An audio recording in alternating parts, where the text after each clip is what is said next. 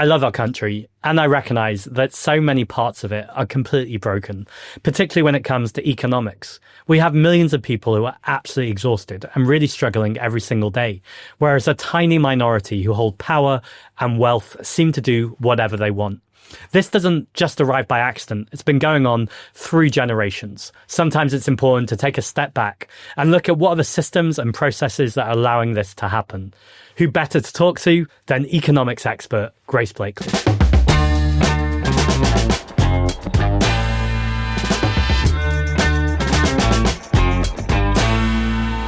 Grace, you wrote a book I loved called Vulture Capitalism. What is vulture capitalism? Well, thank you so much for saying you love the book, Zach. It's really looking at the myth that we live in these free market, democratic, decentralized societies, and instead exposes the kind of concentrations of economic and political power at the heart of all capitalist economies. So I show that capitalism is really a system based on kind of centralized planning and control rather than free markets.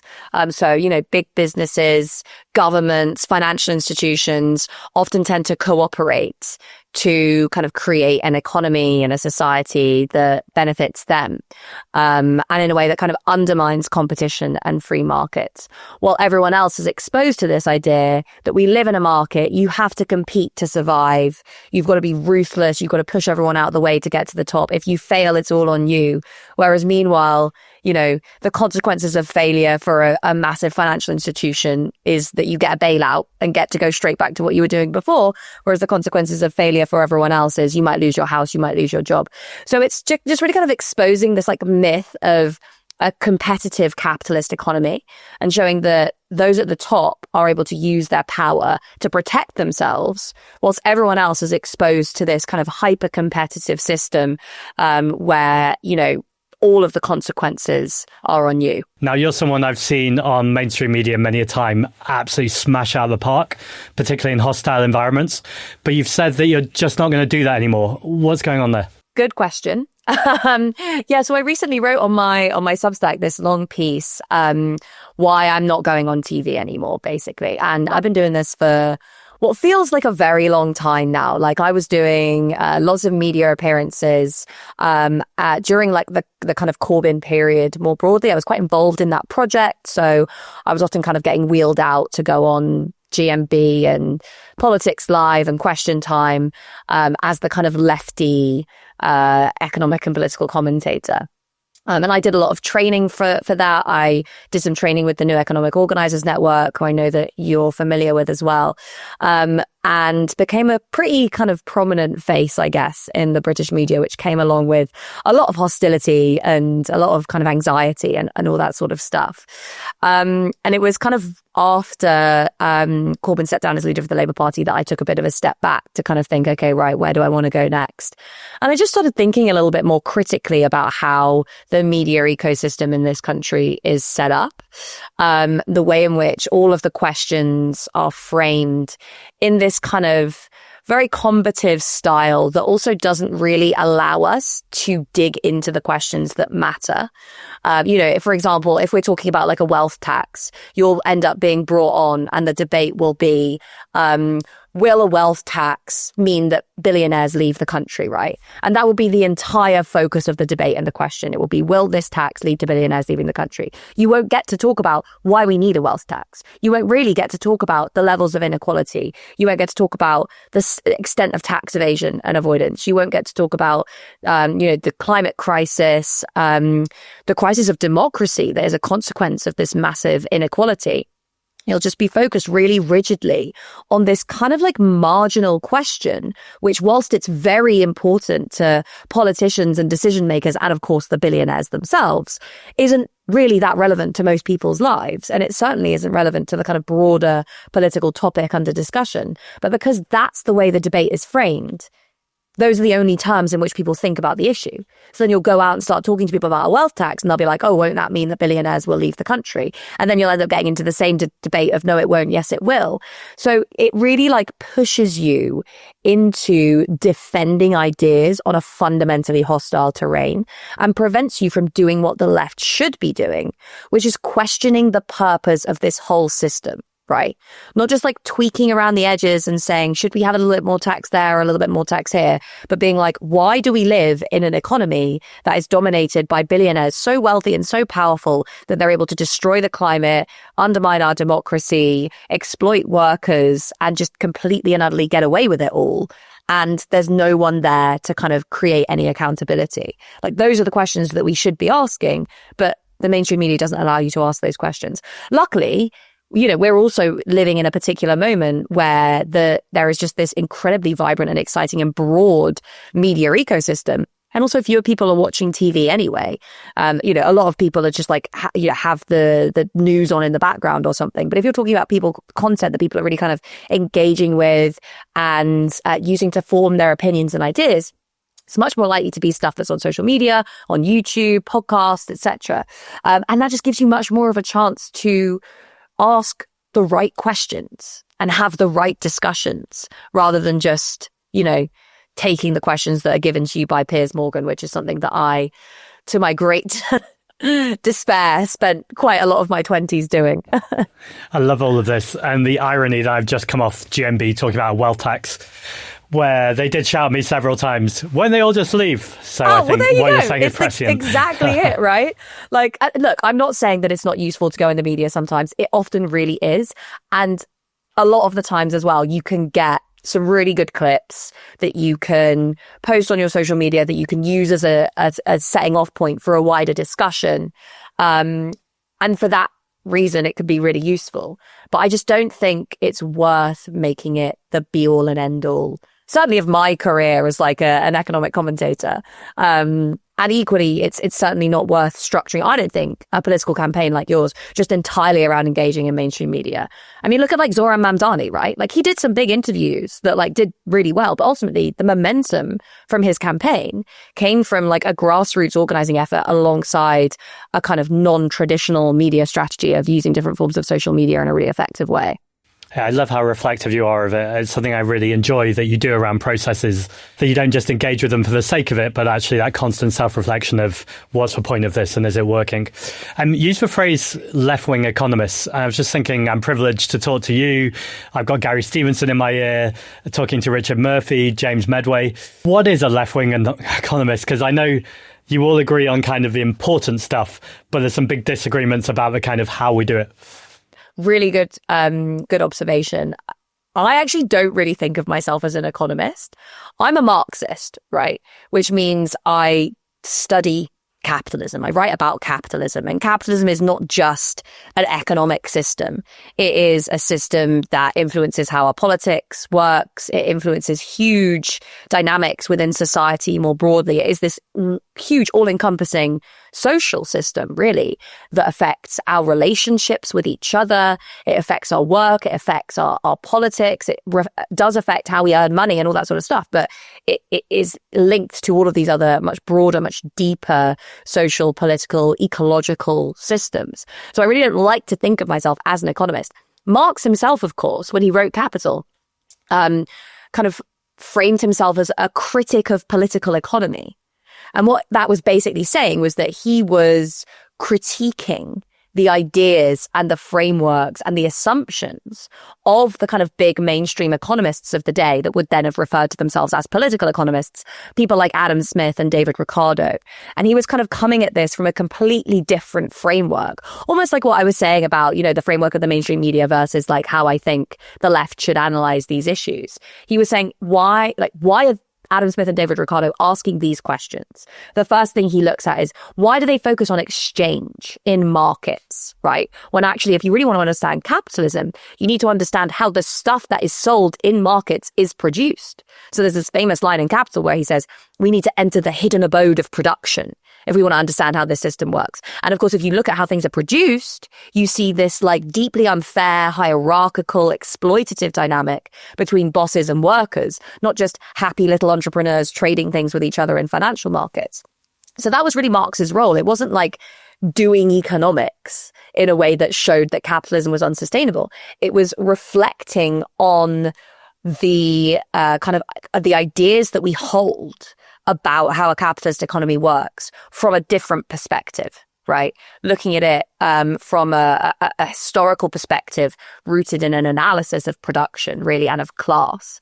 And I kind of see what I do as similar to that, right? I'm not really studying capitalism to like see how we can increase growth or productivity or boost profits, right? Which is how an economist will study it. And like a progressive economist will have a different view on how you do that than a right-wing economist. Progressive economists will say, well, you know, we need to make sure we have high employment, that we have high public investment. And a right-wing economist might say, you know, the state needs to be smaller, etc. It's not really what I'm doing. I'm studying the system to say, is this system just? Are its goals the goals of kind of, you know, human prosperity and well-being? Who has power within this system? How does that power shape the way that we think about this system? And how can we start to ask questions that allow us to see what's really going on under the surface, rather than all of the headlines about growth and inflation and wages and all this sort of stuff? How can we kind of really understand the deeper dynamics that underpin this? And of course, that does often require you to think about the inner workings of that system. And so, you know, a lot of the stuff that I'll talk about in terms of policy on a daily basis, things like a wealth tax, for example, I'm looking at that not from the perspective of what's going to make the economy grow more over the long term.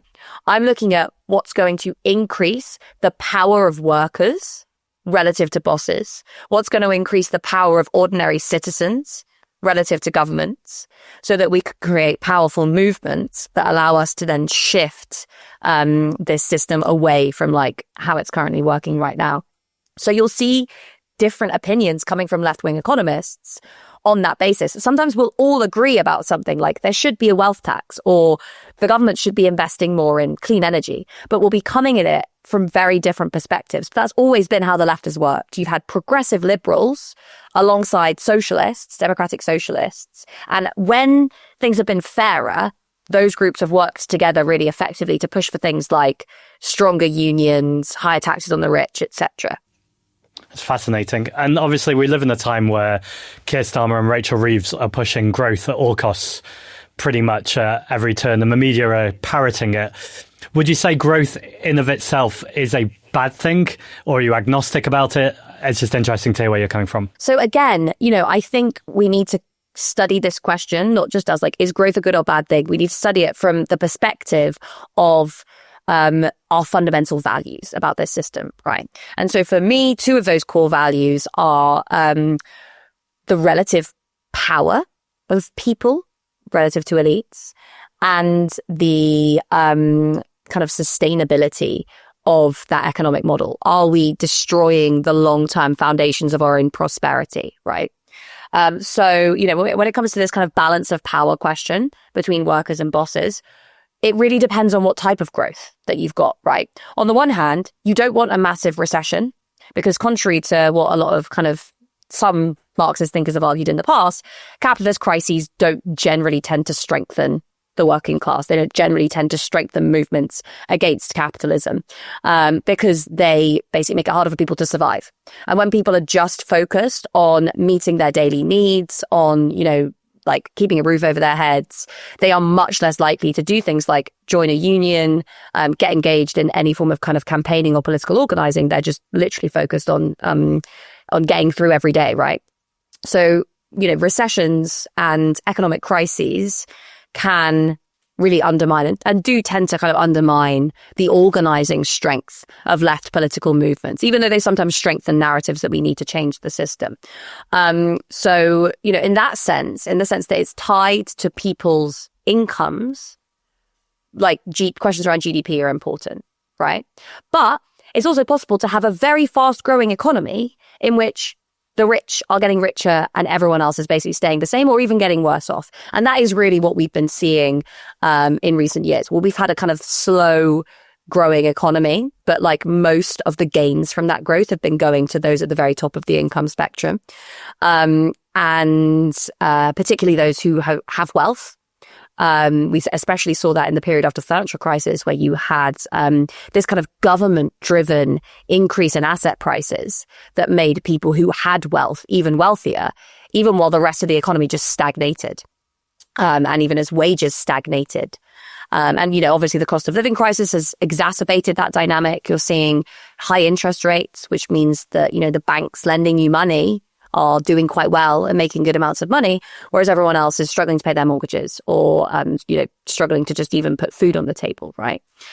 So you can have growth that doesn't strengthen workers' power, right? All of these are questions about how is this growth taking place? What is the nature of it, etc. Which is why I'm kind of we need to move beyond this idea of degrowth, because you can have degrowth, i.e. a recession, that makes it harder to change the system. But you can also have a kind of growth that kind of brings workers together in such a way that allows them to kind of form movements that can push for that kind of change. And the second consideration is obviously sustainability, because ultimately none of this really matters if we get to a point where, which is where we're heading to, the entire economy crashes in, 100 years, maybe less, because we have reached or exceeded any sort of sustainable rate of exploitation of the natural world. We've obviously exceeded all of these planetary boundaries that allow human beings to not just produce things using our natural resources, but just to live in this kind of natural environment that we basically completely and utterly take for granted. And on that front, it's just very, very clear that we need to think. Well, not even that we need to think differently. We need to kind of be wresting power back from the institutions and organizations that are pushing so clearly for growth at the expense of everyone else, and start pulling power back down to everyone else. I mean, the best example of this right now is the kind of AI revolution, right? We're seeing vast amounts of our social resources being pumped into growth that is benefiting a tiny number of extraordinarily powerful people at the heads of big tech companies. And that is, exposing communities to a loss of water, which is being used to cool data centers, which is massively increasing our energy usage, so worsening climate breakdown, and creating huge costs for most of the rest of the planet, right? That is obviously a question of growth that is both unsustainable and undermining the power of ordinary people relative to these big tech companies. So this is why I kind of don't really focus on growth per se. I would always focus on who has the power and where are the resources coming from. And at the moment, we live in an economy which, whether it's growing or not, the power is stuck at the top and our use of resources is completely and utterly unsustainable. So Keynes said anything we can do, we can afford. And obviously there's been a big conversation around wealth tax versus funding public services through other ways. Where do you stand on this? I kind of think the question of wealth taxation versus funding for public services are slightly separate, right? So the issue around wealth taxation is not just an issue of raising revenue, it's also an issue around reducing inequality, which is why I think when we get drawn into these debates about, how much revenue will it raise or how many billionaires will it push out of the country, we're kind of missing the point. The whole idea here is to constrain the wealth and power of those at the top, regardless in some senses of the impact that has on revenues. Because when you have the levels of inequality that we currently have within our society, you have the emergence of a tiny elite that is able to use its wealth and power to influence political outcomes in a way that corrupts the entire system. So for me, that's really the main argument for wealth taxation, is about constraining the wealth and power of the wealthiest people in this country. And in that sense, it should come alongside things like strict limitations on lobbying, on political donations, on all that sort of stuff. But then there is this question of, how we are able to fund the provision of services that we need over the long run, as well as fund and finance investments that are required to do things like decarbonize our economy. And in that sense, we do need to broaden the tax base, because currently a kind of moderately sized number of middling earners fund a significant proportion of the tax base, and a small number of high earners also fund a significant portion of the tax base. And the issue is that there is a tiny, tiny number of extremely rich people who do not contribute very much revenue to the government. And that comes from all sorts of reasons. Obviously, they are able to purchase advice that allows them to avoid or even evade tax without being pursued.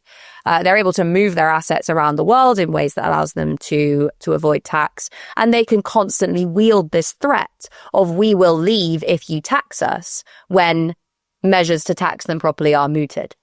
So again, coming back to this first question, you know, the fact that these guys don't contribute really to taxation makes them into this political class of their own character, really, that is able to wield so much influence without actually contributing to the way in which our society works. So regardless of their threats to leave the country, regardless of whether or not we say, oh, is it going to cost more money to enforce measures against tax avoidance and evasion than it's going to raise, we still need to be doing this because it is a question of power and politics. It's not just a question of economics.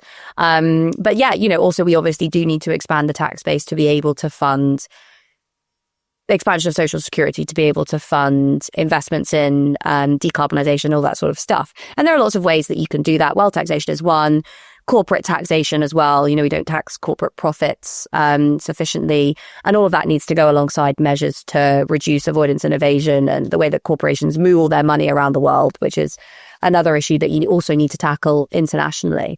But again, you know, I think the main argument is this argument around power and representation. Hold that thought. We're going to be right back after the break. This brings on to the next topic, really, because you also wrote another Substack. Keep promoting your Substack here. I'm glad that I have at least one avid reader. I love it. And no one's coming to save us. And I didn't take it as a personal attack, but there was this idea of future leaders, the change will not come from the top down. And actually, I fully agree. How do we get people out of that mode of looking to a Zoran Mamdani, a Jeremy Corbyn? How do we look at grassroots power? That was not meant as a personal attack on you, by the way, Zach, because I think you embody the kind of leadership that we need, right? Which is, you know, there's like leaders who are able to lead and follow, and leaders who focus on empowering movements rather than trying to control them. And I think too often on the left, we've had this view of political change, which is basically very like mainstream. It's like you build a political project, you get control of the state, and then you do policies that change things. The other thing that I look at in the book, Vulture Capitalism, that we mentioned at the top of the show, is the relationship between the capital and the state. So between big corporations, big financial institutions, and governments, right? And part of the reason that it's so difficult for left-wing projects to succeed is that the state is not a neutral institution.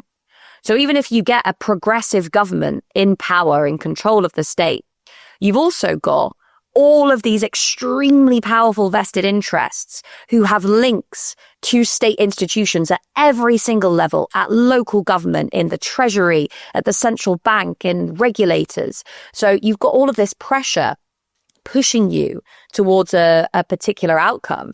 It's why, for example, you know, even is why governments tend to kind of end up moving towards measures that are more favorable to capital, even if they've come in saying they're going to change everything and, you know, make everything better. It's not just that they were lying. It's also that doing that is much harder when in office because you're exposed to all of these pressures.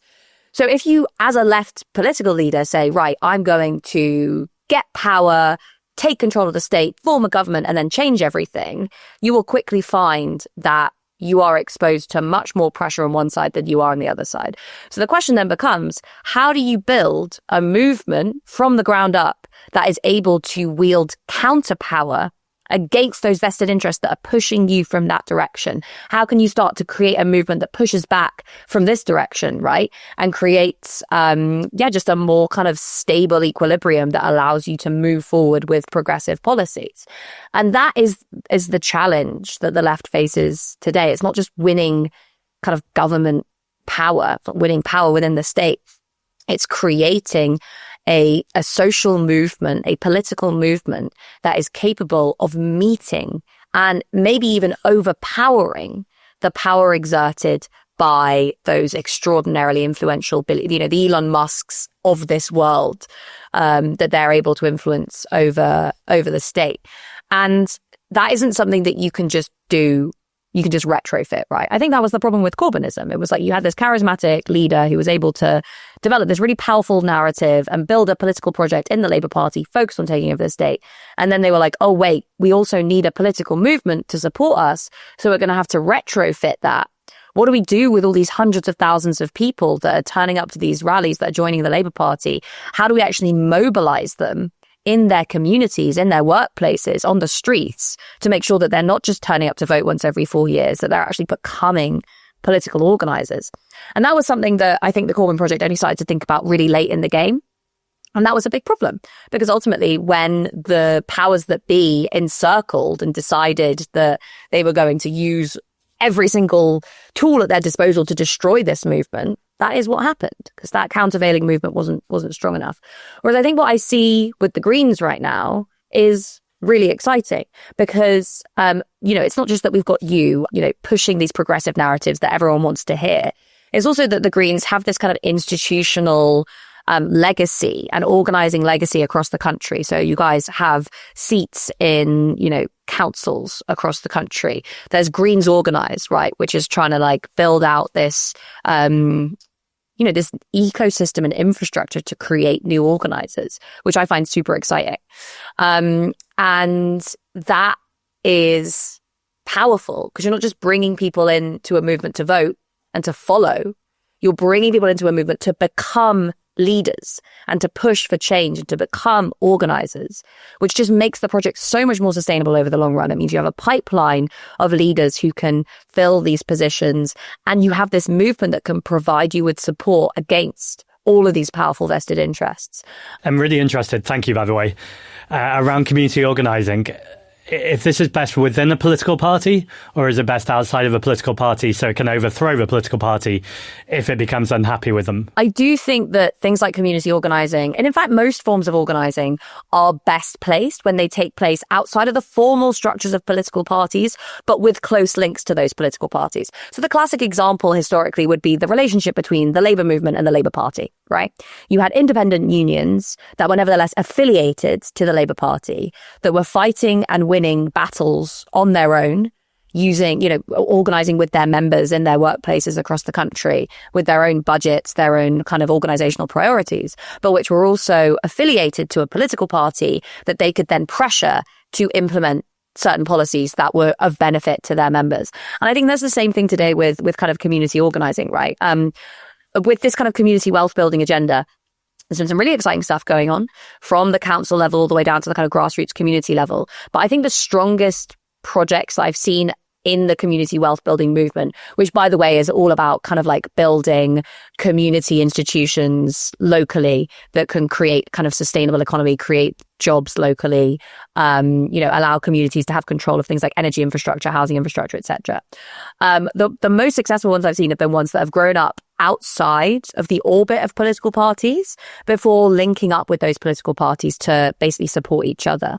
Because you want to have organic, active roots in a community. This is the kind of point of the no one's coming to save us piece. If you want to have a sustainable long-term political movement, it has to be something that people own themselves. It has to be I started this community energy project because I noticed that I live in an area with plentiful sunlight or wind, and yet there's loads of people living in my community in fuel poverty, and I wanted to change that, right? And that can then become a really powerful organizing force. It can bring people into politics who maybe would otherwise not at all be interested in politics. They just want cheap energy, right? But if it immediately emerges as something done by a political party to a community, you're not going to have that same level of buy-in. Yeah, I think that's really well put. And I've seen it with the Labour Party several times where they kind of co-opt a community and the community then can't get rid of them. Finally, we're not really in the job of kind of predicting the future, but what do you think is going to happen for the future of UK politics? Oh, Zach, that's a big question. I just think the future is kind of in our hands, really. I know that sounds a little bit cliche. With you entirely. But I don't think it's predetermined.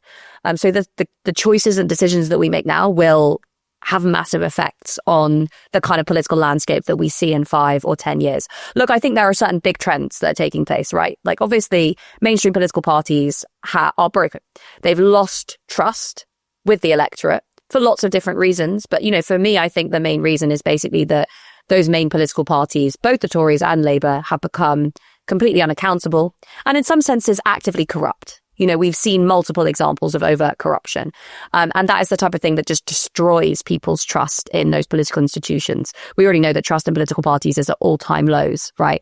And so people are looking for alternatives.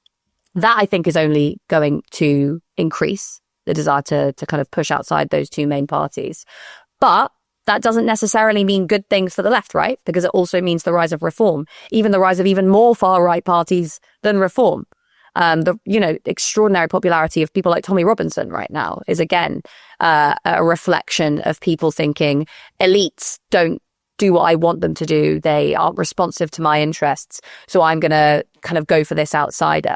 Now, what I actually think the difference is between the left and right on this issue is that the right comes in with this narrative of we are here to save you. Nigel Farage is here to save you. He's going to take on the elites. He's going to burn down the whole system. He's going to, take on these marginalized groups who are attacking you and make you feel strong and powerful because you identify with the strong and powerful leader. I don't think that the left can adopt that same strategy and win. I think that if we are going to build an alternative to the far right, it has to be an alternative that's not just rooted in policy, but that's rooted in the type of politics that we're pursuing. And if we're able to do this project of building out a network of organizers, of drawing people into politics, deploying them in their communities, in their workplaces, on the streets, linking up all of these extraordinarily vibrant political movements that we have right now, from the climate movement to the peace movement to the labor movement, and giving people a sense of power that doesn't come from projecting their agency onto a strong man, but a sense of power that comes from organizing with other people to achieve their goals, to make their lives better. That's the way that you draw people back into politics who are alienated and do so in a way that aligns with socialist, with progressive political values. I think if we're able to do that, then this will be a real moment of opportunity for the left, and a moment where we can really start capitalizing on people's rage with this deeply unaccountable, fundamentally corrupt economy and political system. And for the first time in a really long time, transform that into a kind of energy that can actually start changing things from the ground up. Grace, every time I listen to you, I know everything's going to be okay because it's in our hands. Thank you so much for coming on the show. Zack, thank you so much for everything you do. I'm so glad that you exist, and I'm so glad I'm a member of the Greens. So, yeah, we love having you. Thank you.